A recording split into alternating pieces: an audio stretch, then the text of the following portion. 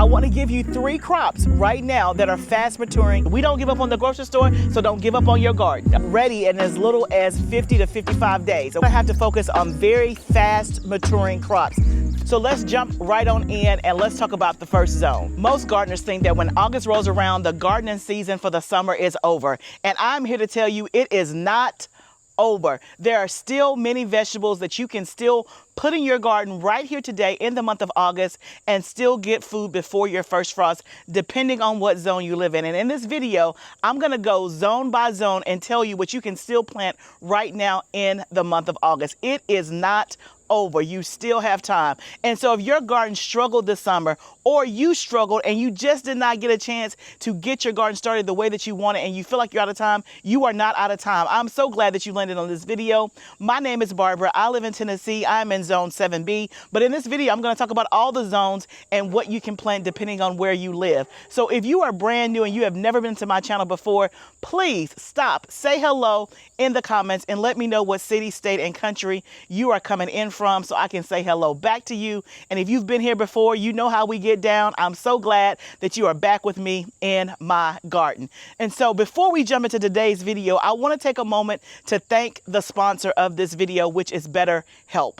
BetterHelp is the sponsor of today's video, and they make getting therapy easy. All you have to do is click the link in the description box below. It'll be the very first link and you can get 10% off of your first month. Let me tell you about BetterHelp. They connect you with a therapist. And so when you click that link, you'll be invited to do a questionnaire. It's going to ask you your preferences of male and female, what you need therapy for, your preferences in terms of style. And in as little as 48 hours, they will match you with a therapist that you can talk to via video, via text, via phone. They make therapy getting easy. You don't have to get in your car and drive when you get off work. You can simply set an appointment with your therapist and talk via those ways, whatever is most convenient for you. Now, I know that it's August and kids are about to go back to school, and maybe your kids have given you a run for the money this summer and you are ready for them to go back to school. But maybe your child struggles in school, and maybe you're having a hard time in a very hard parenting spot right now. And so maybe it's just easy for you to find someone to talk about your parenting style, what you could do differently, or maybe you need to help your child in a very unique way. There are many reasons to go get therapy. I just named one of them, but maybe you're going through a divorce. Maybe you are just lost a parent or a spouse or a child. There are so many reasons that come in our lives that helps us if we can just find the right person to talk to walk that journey with us. And that is why I am so passionate about promoting therapy through BetterHelp. So click the link in my description box below and get 10% off of your first month. Thank you, BetterHelp, for sponsoring. Now let's get back to the video. So as you can see, I'm outside in my backyard. I already have my soil out. I have trays and stuff because I'm actually going to be starting seeds after I get done with this video. So I'm not just telling you what I read in the book. I'm telling you what I practice and what I preach. And so I want to talk about that you can still plant things in the month of August, and we're going to go zone by zone. But first, I want to let you know how I can be so confident that you can still plant in August, and I want you to be confident as well. So I want to teach you how you can know what you can plant and when you can plant. The number one thing, or the first thing that I want you to know, is your growing zone. So if you're a new gardener and you've been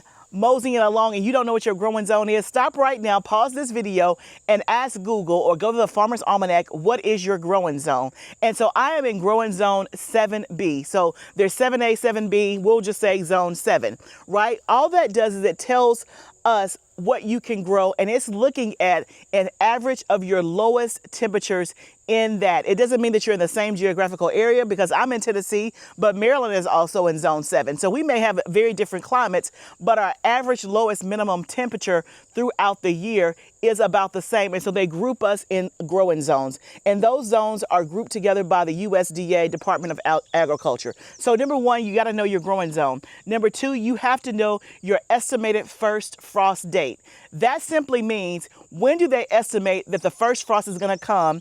Because when the first frost comes, that signals that the summer gardening season is over.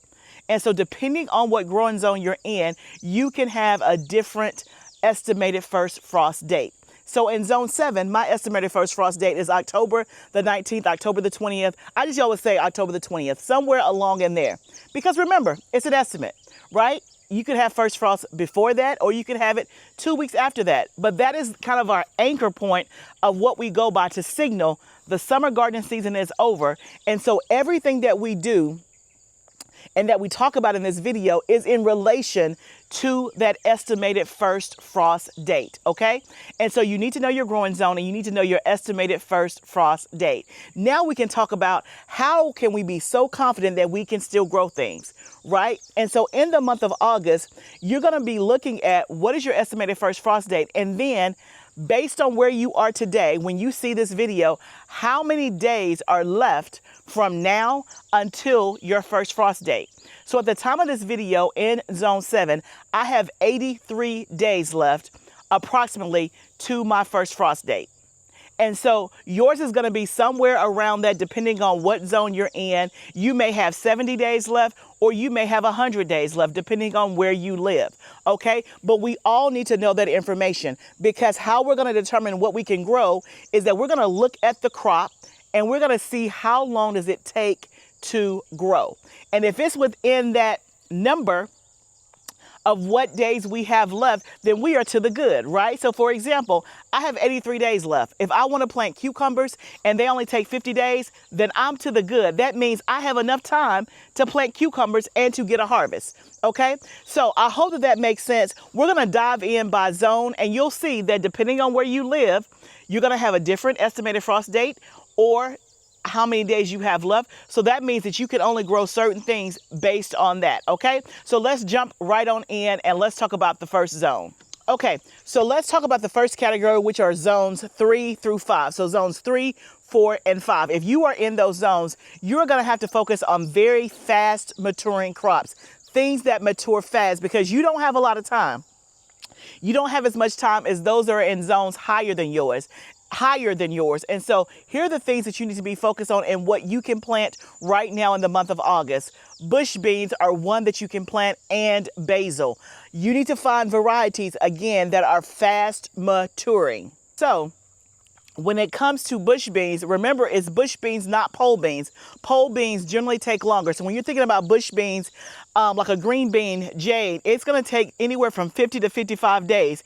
And so you have enough time to go ahead and put those in the ground. That's what I mean about fast maturing crops. Also, basil is a fast maturing crop and loves the heat. You can have basil in as little as 50 days. And so those are two crops that if you're in zones 3 through 5, you can still plant in the month of August. So if you need more basil to make more pesto and yours has gone to seed, you got time to do some more. If you need some more green beans to stock your freezer, you have time, okay? So zones 3 through 5, bush beans and basil. Now let's talk about the next set, which are zones 6 and 7. Now, zone 6 and 7, you can plant a little bit more than zones 3 through 5 because you have a longer growing season. I'm in zone 7. I told you I have 83 days.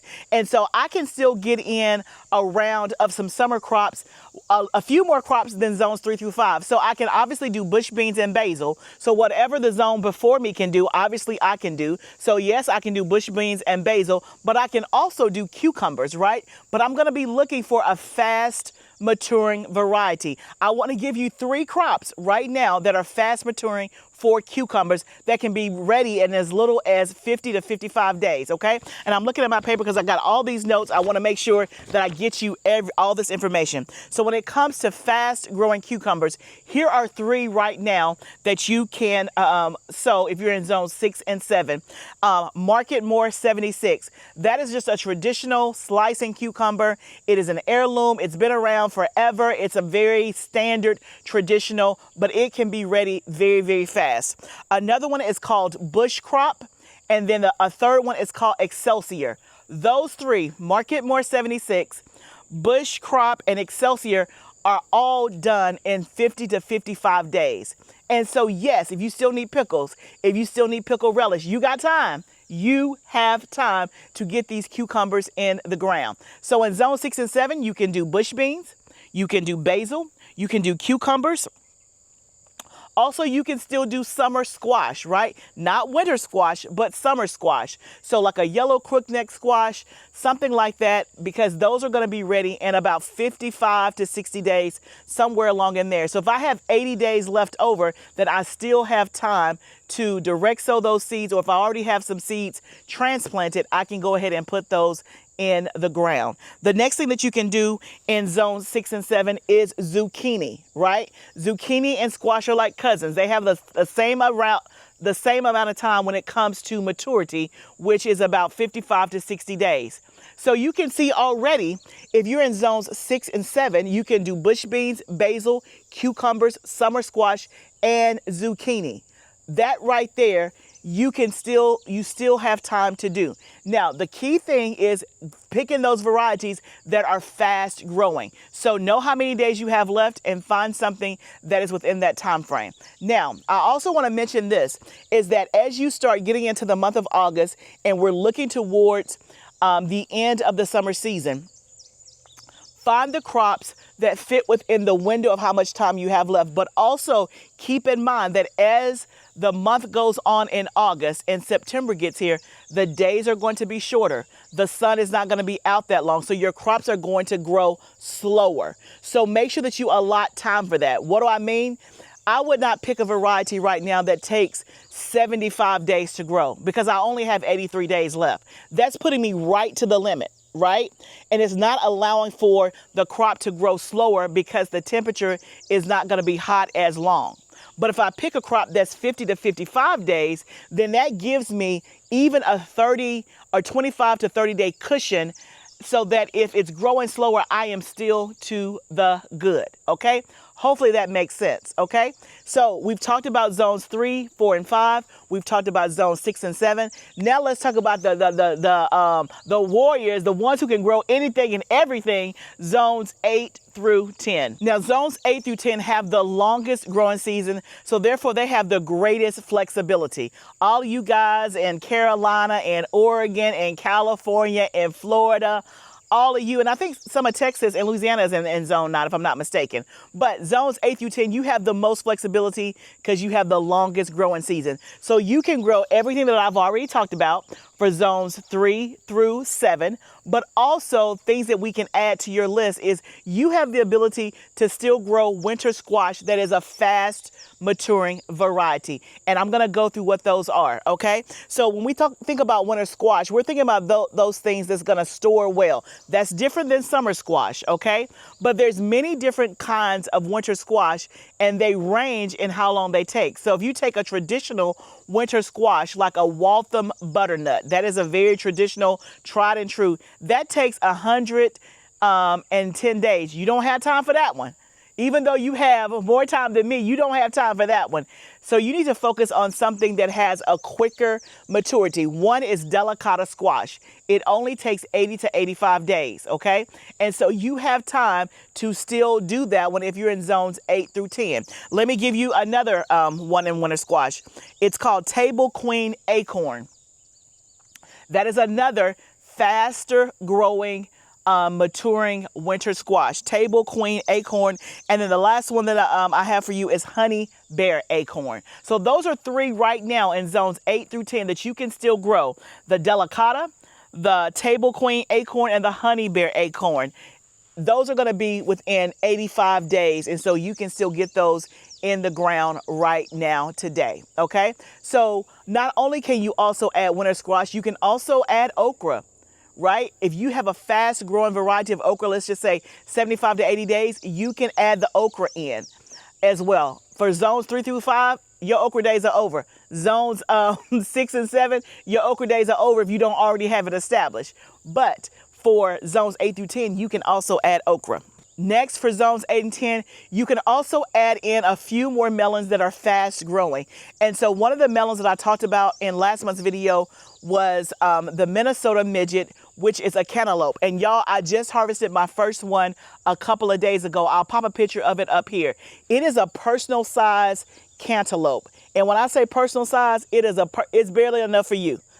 So if you live alone and you don't have people living in your house that you don't want to have to store it and you can't eat it all. If there's a big cantaloupe or if you have a very small space, the Minnesota Midget is a great, excellent, small personal size melon that only takes about 55 to 60 days. Y'all, I was so surprised that thing was already harvestable. Now I have some that I succession planted that are not quite ready, but I had one that was already in my garden that was ready to go. And again, it was not even enough for me to share. It was enough for me and me alone. You can't share it, but you can grow it. You can't share it, but you can grow it. And so that is the list. And so let's kind of run through. So zones 8 and 10, you can do everything of the zones before you. You can do basil. You can do summer squash. You can do also okra. You can do winter squash. You can do melons. You can do cucumbers. Also, you can also do southern peas. And so if you find a pea variety that is like 70 to 75 days, and that's probably going to be a bush variety and not a pole variety, you can still have time to grow that in zones 8 to 10. I actually just bought some southern peas bush variety from Urban Farmer, and I am trying those out. Now, I started them about 5 days ago, so I'm right at the cusp, but I'm okay with taking the risk because if they don't do anything, it's okay. It's not a problem. But you can still do those things like southern peas that have a fast maturing date. Okay? So y'all, it is not over. Depending on where you live, you can do something. You may not can do the whole list, but you can do something. You can still put something in the ground. If your summer garden has been less than stellar, I know it's frustrating. I know it's disheartening, but don't give up if you still have time and you still need food in your freezer. We don't give up on the grocery store, so don't give up on your garden, okay? So these are the things, again, that you can still grow in the month of August. So I want you to know your gardening zone, your growing zone, your frost date, whatever crop you want to grow, know the maturity date as well. And then also, y'all, this is why succession planning is so important, okay? So what I mean by that is that I already have squash and cucumbers ready to go in the ground because I started the seeds in July because I knew that August was coming. For me, I like to start my seeds versus direct sowing, but that puts me ahead of the game. So in August, when I want to have cucumbers and squash, yes, I can go and put a seed in the ground right now because I'm in zone 7 and I would still be to the good. But now I'm already 2 weeks ahead of the game because I succession planted. And so that's why I'm always preaching that definitely you want to succession plant. Like green beans, every 2 weeks I'm starting green beans. Why? To make sure that I have enough green beans to fill my freezer. Okay, so let me know what questions you have in the comments. I will meet you in the comments, but I hope that this gives you hope. I hope that it gives you encouragement. I'm about to start some seeds after this video. I'll be starting some more fall seeds, but I do have a few summer seeds that I'm still going to sow as well that I'll bring you along with next week in an upcoming video. And I'm also going to show you how my fall seeds are faring when we start talking about fall. But for this video, I wanted you to know that the summer gardening season is not over. You still have time to plant. So let me know in the comments if you have questions. If you have not subscribed to my channel, go ahead and hit that subscribe button. And remember, y'all, this is all a journey. Let's grow together. I'll see you next time, friend. Thanks so much for stopping by our channel. And if you would, take a moment and go to our website at livingfoodsfarm.com. You can see all of the latest YouTube videos in case you missed one. You can subscribe to the channel, sign up for our email list, as well as join our YouTube membership. Also, we have many items for sale under the shop tab. You can go to kitchen or to skin and body, depending on what you're looking for. We source many of the items right here from things that we grow on the farm or we buy from an organic source. We also have digital resources as well that you can instantly download. We have everything from seed starting calculators, how to build healthy soil, as well as 2-hour classes, replays on sourdough, canning, and fall gardening, and how to start your garden for the very first time. So go take a look, see if there's anything that you would be interested in, and thank you so much again for stopping by our channel.